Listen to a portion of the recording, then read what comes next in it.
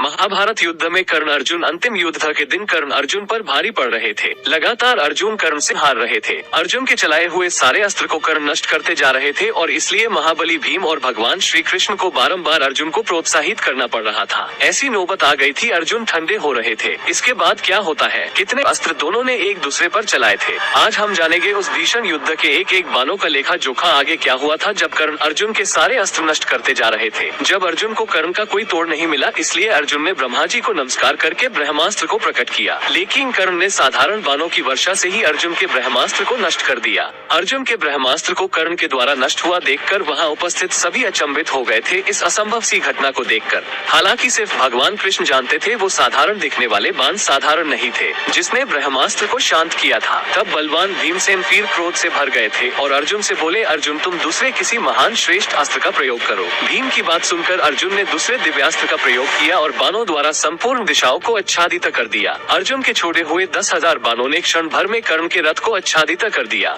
उस दिव्यास्त्र से शूल, फरसे, चक्र आदि घोर अस्त्र शस्त्र प्रकट होने लगे, जिससे सब और के योद्धाओं का विनाश होने लगा। इसके बाद कर्ण ने हजारों बाणों द्वारा अर्जुन को प्रहार किया। भयंकर बलवान कर्ण ने 3-3 बाणों से श्री कृष्ण, अर्जुन और भीमसेन को घायल करके बड़े जोर से गर्जना। कर्ण के बाणों से श्री कृष्ण और भीमसेन को घायल होते देख अर्जुन सहे न सके, इसलिए उन्होंने अपने तरकश से फिर से 18 बाण निकाले। एक बाण से कर्ण के ध्वजा को बींधकर अर्जुन ने 4 बाणों से कर्ण के सारथी शल्य को और 3 बाणों से कर्ण को घायल कर दिया। इसके बाद अर्जुन ने फिर 3, 8, 2, 4 और 10 बाणों द्वारा कर्ण को बारंबार घायल कर दिया। अर्जुन अत्यंत क्रोधित हो गए थे और तभी और भी अस्त्र शस्त्र बरसाकर कौरव सेना के शस्त्रधारी सवारों सहित 400 हाथियों को मारकर 800 रथियों को नष्ट कर दिया। इसके बाद अर्जुन ने हजारों घोड़ों और हजारों पैदल सैनिकों को मार डाला। अर्जुन की मार खाते हुए कौरव सैनिक चारों ओर से कर्ण को पुकारने लगे, कर्ण शीघ्र बाण छोड़ो और अर्जुन को घायल कर डालो, कहीं ऐसा न हो कि अर्जुन पहले ही समस्त कौरवों को मार डाले। इस प्रकार कौरव सेना की पुकार सुनकर कर्ण ने उत्तेजित होकर प्रचंड वेग और पूरी शक्ति से पलटवार करते हुए लगाकर बारंबार बहुत से तेज अग्नि के समान बाण छोड़े और पांडव और पांचालों का विनाश करने लगे। इसके बाद अर्जुन ने इतने जोर से अपने धनुष की प्रत्यंचा खींचा कि वो टूट गई। इस अवसर का लाभ उठाकर कर्ण ने अर्जुन को 100 बाण मारे, फिर 60 बाणों द्वारा श्री कृष्ण को भी सद्विक्षत कर दिया। इसके बाद कर्ण ने फिर से अर्जुन को 8 बाण मारे। तत्पश्चात कर्ण ने कई बाणों द्वारा भीमसेन के मर्मस्थान पर गहरा आघात किया। इसके बाद उन्होंने श्री कृष्ण और अर्जुन को मार गिराने का प्रयत्न किया। इस स्थिति में स्वमुख योद्धा अपने बाणों द्वारा कर्ण को आक्रमण करने लगे, लेकिन उन्होंने अनेक बाणों द्वारा स्वमुख योद्धाओं को रोक दिया और उनका वध करके उनको पृथ्वी पर गिराया।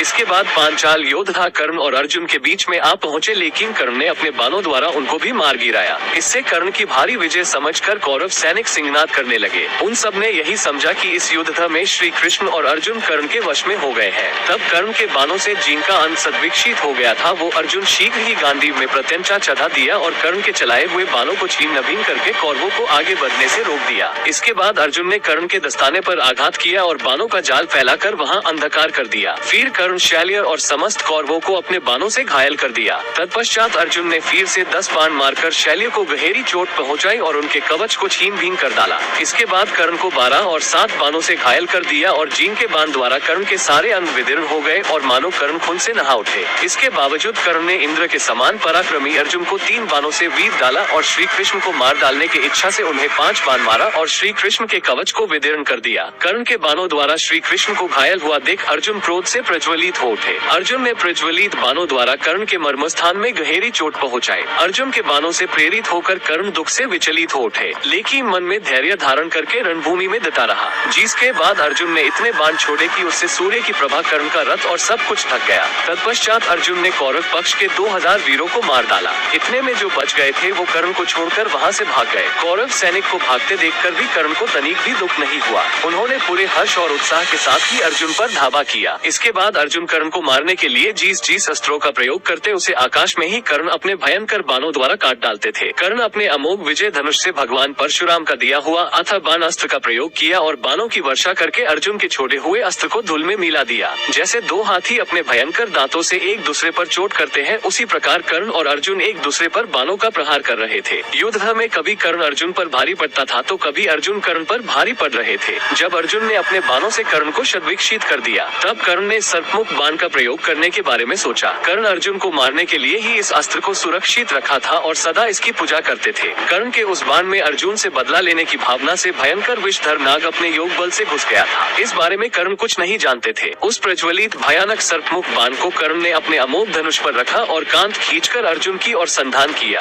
कर्ण युद्ध में अर्जुन का मस्तक काट लेना चाहते थे। उस बाण को छोड़कर कर्ण अर्जुन को बोले, अर्जुन अब तो निश्चय ही मारा गया। इस बाण के छुटते ही संपूर्ण दिशाओं सहित आकाश जल उठा। सैकड़ों भयंकर उल्काएं गिरने लगी। उस बाण को देखकर देवराज इंद्र को भी लगने लगा कि अब उनका पुत्र अर्जुन नहीं बच पाएगा। कर्ण के सर्पमुख बाण को बड़े वेग से आते देख भगवान श्री कृष्ण अपने रथ को तुरंत ही पैर से दबाकर उसके पहिए का कुछ भाग पृथ्वी में धसा दिया। साथ ही उनके सफेद घोड़े भी धरती पर घुटने टेककर जो गए वो बाण अर्जुन के मुकुट पर जाकर लगा और उसे नष्ट कर दिया। इस प्रकार भगवान श्री कृष्ण ने कर्ण के हाथों से अर्जुन को बचा लिया था। इस प्रकार आखिरी दिन के युद्ध में बिना कवच भी कर्ण अर्जुन पर भारी पड़ गए थे।